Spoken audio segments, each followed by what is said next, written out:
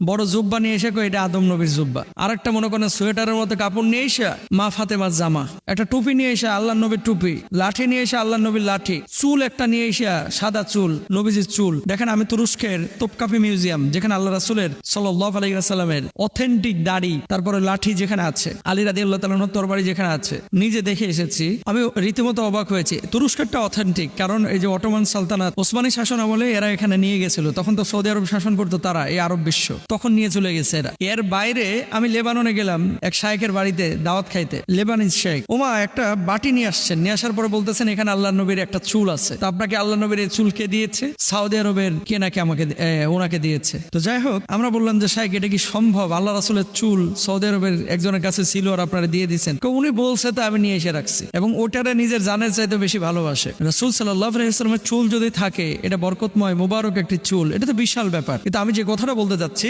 আদম আলাইহিস সালাতু ওয়াসাল্লামের জুব্বা দেখায় এটা আদম নবীর জুব্বা, এটা মিথ্যে কথা, ডাহা মিথ্যে কথা। এই সাদা কাপড় তখন কি এইভাবে এই যে বুনা মেশিন ছিল এরকম বানানোর আদি যুগে? আদম আলাইহিস সালাতু ওয়াসাল্লাম জান্নাতে থেকে যখন দুনিয়া এসেছে তখন কি ওই বেক্সিমকো ছিল, তারপরে অমুক তমুক এই যে যারা কাপড় টাপড় বানায় এগুলো ছিল কোম্পানি? তো এত চিকন মসৃণ এই সাদা জুব্বা, আমার মতো এরকম ধবধবে জুব্বা, এটা বানাইছে কি? আর এতদিন একটা কাপড় কি থাকে এভাবে? সম্পূর্ণ মিথ্যা কথা। হ্যাঁ, কেউ যদি কাল্পনিক একটা বানায় যে আদম আলাইহিস সালাতু ওয়াসসালাম এই ধরনের তিনি ফিগারের ছিলেন, এই জন্য রূপ করতে একজন বানাইলো যে তাহলে একটা জুব্বা বানাইলে আদম নবীর জুব্বাটা কত বড় হইতে পারে, সেটা ভিন্ন কথা। কিন্তু আপনি যদি মনে করেন এটা কি আদম আলাইহিস সালাতু ওয়াসসালামের জুব্বা বলেন, এটা সম্পূর্ণরূপে একটা বিভ্রান্তিকর কথা, এবং এগুলো প্রচার প্রসার করা যাবে না। তারপরে দেখবেন 2 দিন পর পর কিছু মানুষ আসে, ওই সৌদি আরব থেকে এসেছে, আমি নিজে দেখেছি, এবং পুলিশে এটা কিন্তু শক্ত হাতে হ্যান্ডেল করে, এখন জেলে নিয়ে চলে যায়। কাবার এখানে যখন দোয়া করে, মাথা লাগায়া দোয়া করে, আর ছোট্ট ব্লেড নিয়ে যায়, ব্লেড নিয়ে যায় কাবার এই গিলাফ কাটা শুরু করে,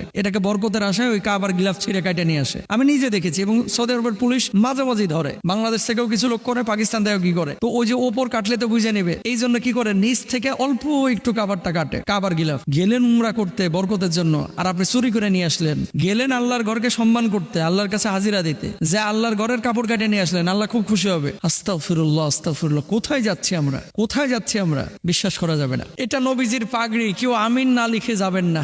আর কিছু ওলি আছে, কেউ আমিন না লিখে যাবেন না, যারা ঠিকাদারি নিছে আমিন লেখার লেগা। কে রে ভাই, এখানে যে তুমি লিখছো কেউ আমিন না লিখে যাবেন না, এটা তুমি পাইলা কই? এখানে আমিন লিখলে কি হবে? নবীজির লাঠি বানলাম, এটা নবী সাল্লাল্লাহু আলাইহি ওয়াসাল্লামের মোবারক বা বরকতময় লাঠি, মেনে নিলাম। তো লাঠির নিচে আমিন কেন লিখতে হবে? আল্লাহ লাঠিটারে কবুল করো না।